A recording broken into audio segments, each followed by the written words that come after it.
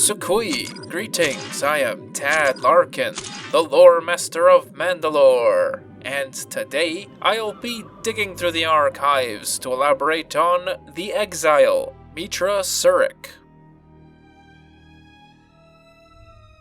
The void will not take me. I am more than just a collection of random matter and particles. I am a living being. I am Meetra Surik. Meetra Surik was a Force-sensitive human female, born sometime between the Great Sith War and the Mandalorian Wars in the early 3rd millennium BBY. Like most Jedi initiates, Meetra was taken from her parents at infancy, so her true parents as well as her homeworld are lost to history. However, we do know that she spent the early years of her Jedi training in the Jedi Enclave on Dantooine, in the Outer Rim. It was during these early years that she came under the tutelage of then Jedi Knight Kavar. However, when the Mandalorian Wars broke out in 3976 BBY, Kavar ignored the Jedi Council's mandate to not get involved and went off to aid in the fight against the Mandalorians on his own accord. Her next master would be the daughter of the famed Jedi Master and great Sith war hero, Nomi Sunrider. And it was under Vima Sunrider that Meetra learned the family's famed Force technique of severing one's connection to the Force. However, Master Vima greatly cautioned her against using it. By the time of her elevation to Jedi Knight, the Mandalorian Wars were in full swing, and the Republic was on the losing side, as the Mandalorians had pushed them all the way back into the core worlds. In 3964 BBY, a charismatic Jedi Knight named Revan had begun to openly oppose the Jedi Council's neutrality, and gathered many like-minded Jedi to his side to aid the beleaguered Republic forces in pushing back the Mandalorians. These Jedi would become known as the Revanchists. Wanting to follow in the footsteps of Kavar, Meetra left her prospective Padawan Makal and joined up with the Revanchists, and after proving herself in many battles, she became one of Revan's most trusted Jedi generals. In the final battle of the Mandalorian Wars at Malachor V, General Meetra Surik was charged with arming a superweapon, the Mass Shadow Generator, and luring the Mandalorian fleets. And when it was clear that Revan was too preoccupied with dueling Mandalore the Ultimate to the death and he would not be able to reinforce the Republic fleet, he charged her with detonating it. The massive amount of gravitational energy produced by the Mass Shadow Generator was enough to obliterate a majority of the Mandalorian fleets, as well as the Republic fleet, not to mention cracking Malachor V to its core and fragmenting it. With the monumental loss of life as well as the destruction of an entire world, what Force sensitives call a wound in the Force was created, and to shield herself, Meetra instinctively cut herself off from the Force and withdrew. Bearing an inconceivable amount of guilt and remorse for the loss of life on that fateful day, Meetra returned to the Jedi Temple on Coruscant alone to answer for not just her war crimes, but for the whole of the Revanchists and even Revan. As punishment, the Jedi Council confiscated her lightsaber and exiled her from the Order, and she spent the subsequent years on a soul-searching journey throughout the Outer Rim. When word eventually reached her that Revan had fallen to the dark side and he and his followers were now waging their own war against the Republic, Meetra sank even further into despair, and in her isolation, she forsook all of her Jedi principles. Revan would eventually be betrayed by his apprentice, Darth Malak, and he would be captured by the Jedi, mind-wiped, and retrained to fight against Malak, eventually defeating him at the Battle of the Starforge in 3956 BBY. Haunted by the nightmares of his fragmented memory, the redeemed Revan ventured into wild space in an attempt to find the source of his fall to the dark side. His formerly Sith Empire, meanwhile, although Malak is dead, was still going strong, and after some infighting, it was led by a triumvirate of the most influential Sith Lords, Darth Nihilus, Darth Sion, and Darth Traya. Nihilus and Sion would eventually double-cross Traya and betray her, but she escaped, and Nihilus went on to initiate what historians now consider to be the first great Jedi purge, slaughtering thousands and scattering the rest. The Jedi Order was effectively no more. Meetra Surik, meanwhile, now known only as the Exile, would get a rude awakening when Jedi Master Atris, chief Jedi historian who survived the initial purge, recognizing the need for the Exile's return and wanting to draw out the elusive Sith, spread rumors that she was indeed back in the Jedi's fold.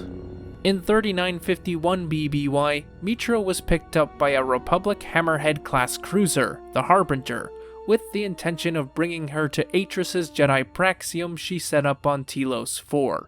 However, that mission was sidelined when the Harbinger detected a distress signal coming from a derelict freighter, the Ebon Hawk, and picked up 2 survivors.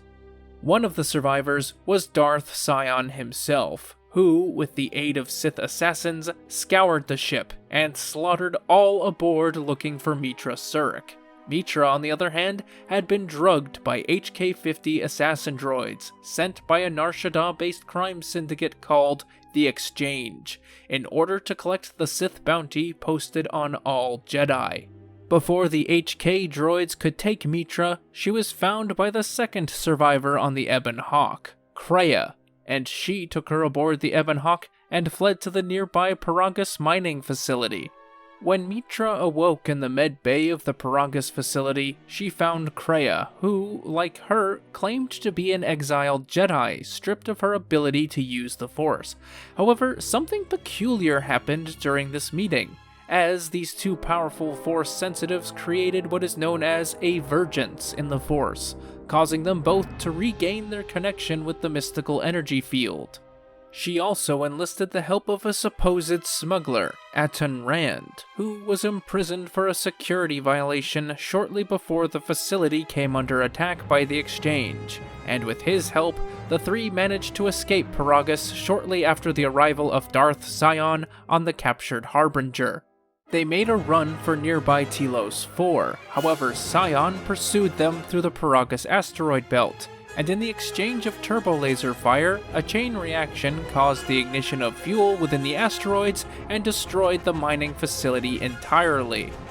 When they arrived on Telos IV, they were suspected of destroying the Paragus facility and detained, as Telos had come to rely on the facility to fuel Citadel Station, a massive floating habitat, while its surface underwent restoration due to the damage it sustained during the Jedi Civil War.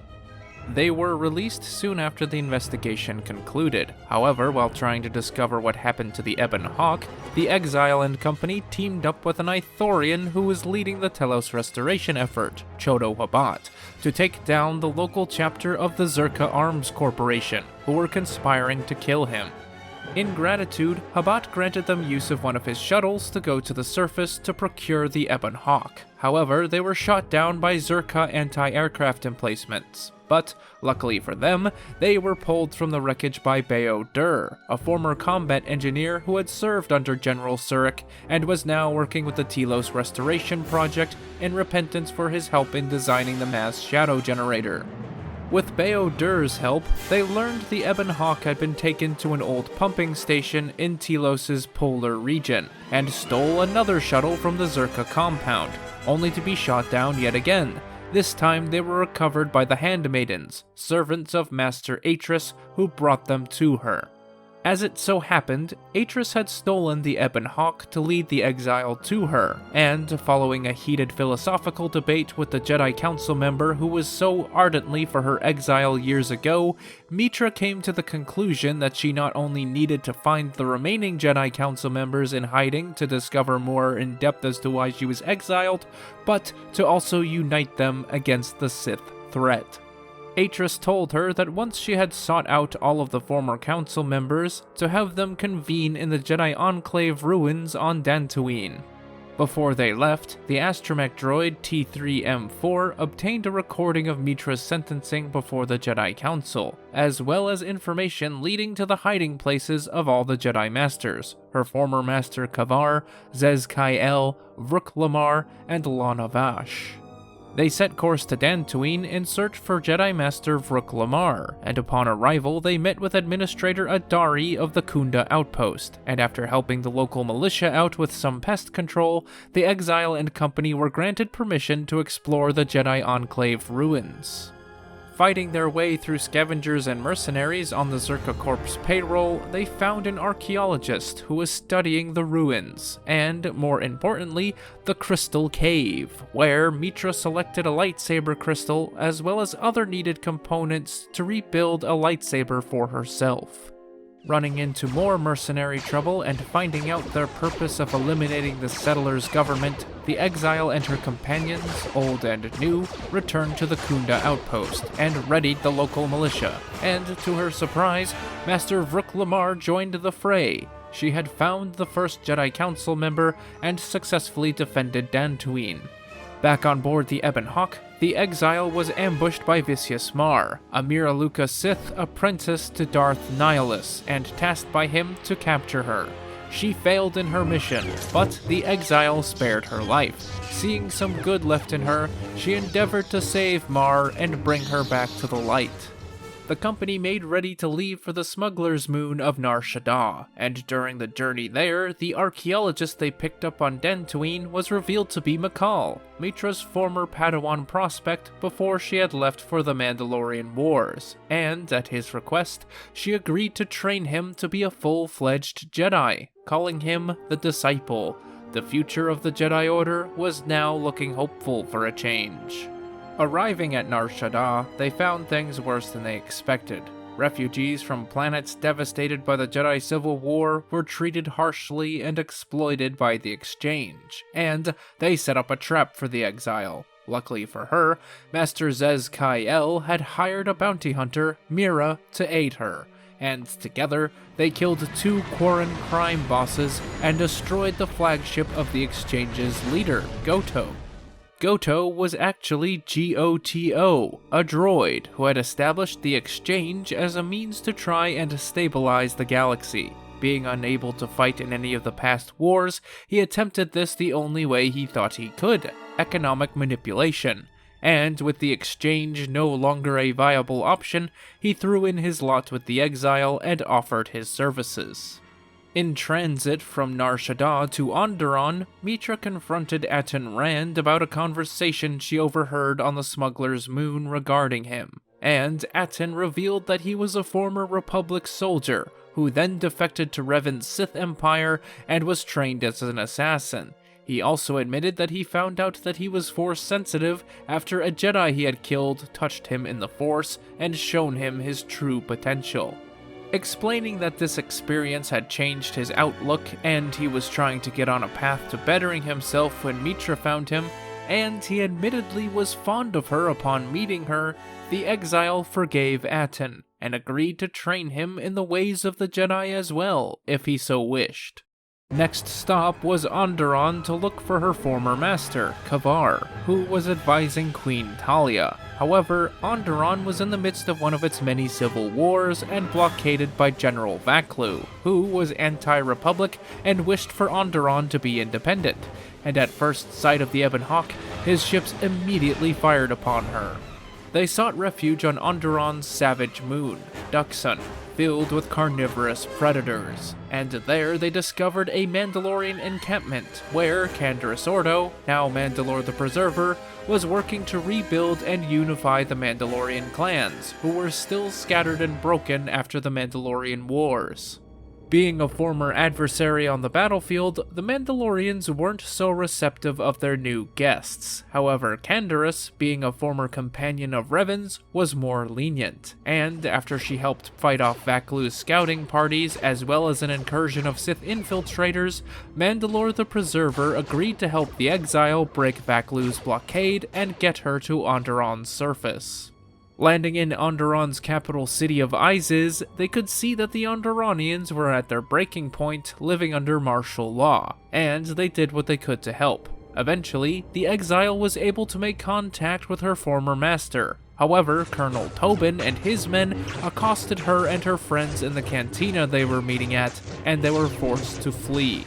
Until she could link up with Master Kavar, Mitra and company traveled to the ancient Sith homeworld of Korriban in search for Jedi Master Lana Vash. However, upon her arrival, the Exile was drawn to a nearby Chirac cave, and ended up stumbling upon the tomb of Ludo Kresh, the same Ludo Kresh who had been the rival of Naga Sadow during the Great Hyperspace War a millennium earlier. Following a series of misleading visions fueled by the sheer dark side nexus that is Korriban itself, one of which she fought an apparition of Darth Revan, she found her way out of the tomb, and Kreia guided her through the Valley of the Dark Lords and into the Sith Academy. There, she discovered that Lana Vash had been slain by Darth Sion, and he goaded her into a duel. However, with the Lord of Pain being fueled by Korriban's dark side nexus, the Exile quickly realized she was not going to win this duel, and she retreated to the Ebon Hawk. While they were exploring Korriban, T3 intercepted a message from the Mandalorian captain Kelborn, urgently requesting that they return to Duxon, as Kavar was in need of contacting them. Arriving back at the Duxon Mandalorian camp, they found that General Vaklu was assaulting Isis and had backing from the Sith. So, using a modified Basilisk war droid, the Exile and company fought their way through the blockade and inserted into Isis, where Vaklu's men had breached the royal palace. Both Mitra Surik and Kavar valiantly defended Queen Talia, and when it was clear that Vaklu was at a disadvantage, the Onderonian queen ordered him up against a wall and executed the general by firing squad. While leaving Onderon for Dantooine with the rest of the Exile's entourage, Kreia took a short detour, and used the Force to resuscitate Colonel Tobin, who had fallen during the battle, and she instructed him to return to Darth Nihilus and relay that the Jedi would soon be converging on Telos IV. On Dantooine, the remaining 3 Jedi Masters held a council meeting in the ruins of the Jedi Enclave to determine Mitra Surik's fate, and there it was decided upon that she was a wound in the Force, and that the source of her power was her draining the energies from her friends as well as her opponents. They saw that Mitra Surik herself was a window in which one could potentially kill the Force, for lack of a better term. And to protect the galaxy from the Sith ever learning of this, they ruled that not only should she remain in exile, but she would be re-stripped of her connection to the Force. Before Masters Kavar, Vrook Lamar, and Zez Kayel could finish performing the ritual to strip Mitra of her connection to the Force, Kreia unleashed a barrage of Sith lightning at the Jedi Masters, killing all 3 of them, and while Mitra remained unconscious, she fled to Telos IV. Upon regaining consciousness, Mitra Surik followed suit, and arriving at Telos IV, she discovered that Master Atris had fallen under Kreia's influence and had gone dark, and the ensuing lightsaber duel caused Atris to see the error of her ways, and after being forgiven by the Exile, she relayed to her that Kreia, who was in fact the 3rd Sith in the Triumvirate, Darth Traya, had gone to Malachor V. However, before the Exile could make her fateful journey back to the planet where her life was forever changed, she had to contend with Nihilus, who had brought his fleet to bear on Telos IV. If she was going to get to Malachor, she had to get through Nihilus. While Admiral Cartho Nasi, at the head of a Republic fleet, hammered away at Nihilus's fleet to keep him in place, the Exile, accompanied by Vicious Mar, Canderous Ordo, and a company of battle-hardened Mandalorians, infiltrated Nihilus's flagship, the Ravager. Whilst on board, they set explosive ordnance at key structural points and life support systems all throughout the ship, and after fighting their way to the bridge, the Exile and Vicious Mar faced off against Darth Nihilus, and after a savage duel in which he tried to sap their life energies, the duo vanquished the Lord of Hunger, not without a little help from Manda-LORE the Preserver. Blowing the Ravager to smithereens, the Exile and company then proceeded to Malachor V, where the Ebon Hawk crash-landed on the scarred world, and while the Jedi party members infiltrated Darth Traya's Sith Academy, the droids went to work reactivating the mass shadow generator to destroy Malachor for good. Mitra's friends made the grave mistake of going after Darth Traya without her, and after their incapacitation and subsequent capture, Mitra fought dozens of Sith acolytes to free them. However, she was soon set upon by Darth Sion, and only after besting him in 3 separate lightsaber duels did she finally convince him to let go of the dark side of the Force and succumb to his prolific wounds. She had slain both the Lord of Hunger and the Lord of Pain. Now all that remained was the Lord of Betrayal, Darth Traya, and angered that her pupil would not slay her in hatred as she had hoped, with only one remaining hand, the Sith Lady wielded not 1, not 2, but 3 lightsabers against the Exile, levitating their hilts with nothing but the Force. Their duel was fierce but brief, during which Mitra severed Traya's other hand, symbolizing that their Force bond they had developed through their journey was now broken, and the other wounds the Sith sustained during their battle would prove fatal. As Traya lay dying, the Exile listened to her prophetic tellings of the futures of her friends, the future of the galaxy, the great galactic war that was to come, and where Revan had disappeared to after he defeated Malak. Upon leaving Malachor V, Mitra Surik activated the mass shadow generator one final time, destroying Traya, the Trayus Academy, and Malachor for good. The threats to her, and more importantly the Force itself, were now removed. The Lord of Hunger, who wished to consume all life in the galaxy, the Lord of Pain, who wished to see the galaxy suffer, and the Lord of Betrayal, who wanted nothing more than to exploit the wound in the Force that she saw in the Exile to kill it and no longer be subject to its will. No longer the Exile, Mitra Surik set about aiding in the reconstruction of the Jedi Order, as the Republic pushed back the remnants of the Triumvirate's forces, as well as helping rebuild worlds ravaged by the horrors of the Jedi Civil War and the Dark Wars. Although she saved the Jedi Order from total annihilation, Mitra still struggled to find a sense of belonging within the Jedi Order, and was held in contempt by the older, more conservative Jedi Masters. In 3950 BBY, T3M4, the astromech droid that had faithfully served both Revan and Mitra in their past adventures, told Mitra that he had important information regarding Revan that he would only relay to Bastila Shan, Jedi Knight and wife to Revan. T3 and Mitra tracked down Bastila, who was still in hiding from Nihilus's Jedi purges years earlier, with her son Banner Shan, and she had not seen T3 since he left with Revan and Canderous Ordo to search for Mandalore's mask shortly before their son was born. The droid went on to both fill in the blanks and be the bearer of bad news, explaining that after learning that Mandalore the Ultimate had been goaded by the Sith to attack the Republic in the first place, Revan and Canderous parted ways, and his search led him to a planet called Nathema in the Unknown Regions to search for the Sith, who had previously been thought extinct by both Revan and the entirety of the Republic and the Jedi Order.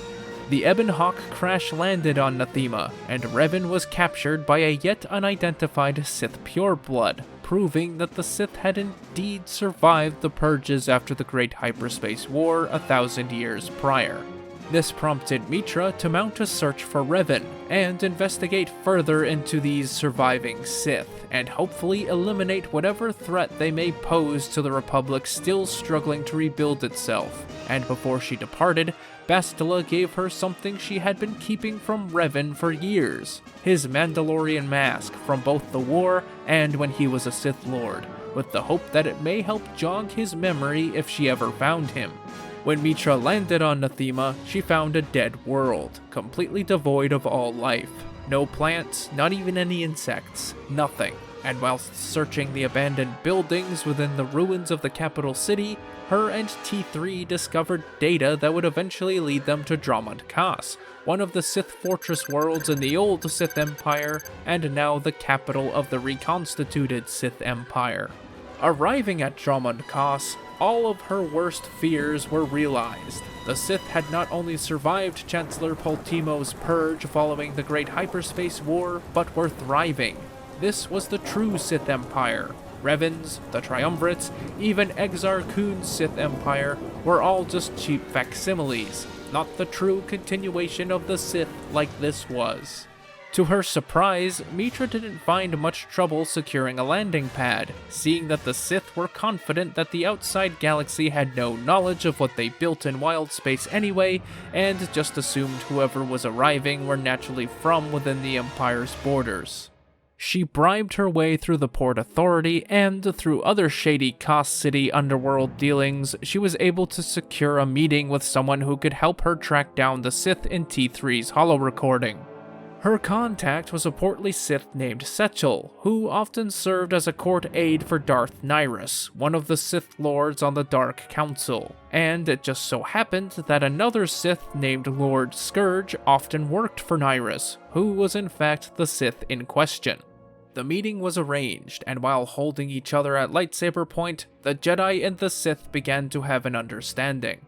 Scourge was working with Nihilus, who was against the Sith Emperor Vitiate, and convinced Scourge that the Emperor's obsession with preparing for and engaging in a revenge war against the Republic would doom them all. And after explaining to Mitra that the world she visited earlier, Nathema, was once ruled by and destroyed by Vitiate in a catastrophic Sith ritual, they agreed to help one another defeat the Emperor. They first had to free Revan. Revan had been held in Darth Nihilus' dungeons for years, so in order to provide a distraction to let him and Mitra break him out, Scourge went before the Emperor himself and outed Nihilus as a traitor, which prompted a raid from the Imperial Guard.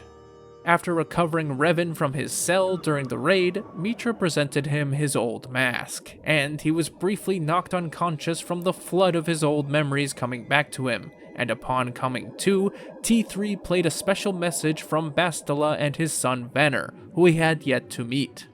Family reunions were nice and all, but they still had to escape Nihilus' compound, getting into a confrontation with Nihilus herself, in which Mitra and Scourge were almost killed by the Sith Lady, had Revan not pulled through. With Nihilus out of the way, all three were in agreement that Emperor Vitiate was a threat to the galaxy and needed to be taken out.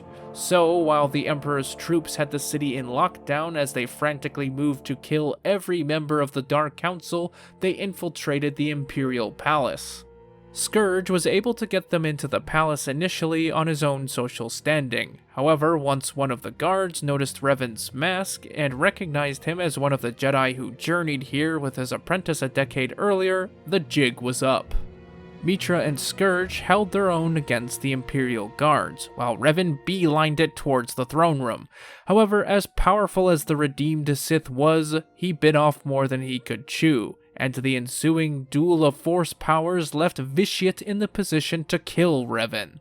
After defeating the guards and discovering this, Mitra was left with a choice: kill Vitiate while he was distracted, killing Revan in the process, or deflect Vitiate's killing blow, saving Revan but allowing Vitiate to recover. She chose the latter. Lord Scourge, determining that Mitra made the wrong choice and therefore doomed them both to the Emperor's wrath, double-crossed her, and drove his lightsaber blade through her heart, killing her. Scourge did this to not only save his own skin, making him look like a loyal servant to the Emperor, but because Mitra's decision to not kill Vitiate at that moment was the only chance they had, so he'd have to wait for another. Revan, meanwhile, was captured and put in stasis, where he would remain for over 300 years. While Mitra Surik was no more, she refused to yet become one with the Force, protecting Revan throughout the centuries and appearing as a Force ghost to him and others. And it wouldn't be until after the Great Galactic War, indeed the destructive conflict prophesied by Darth Traya before her death, that she finally let herself go, after Vitiate's final defeat and Revan's tortured soul was finally put to rest.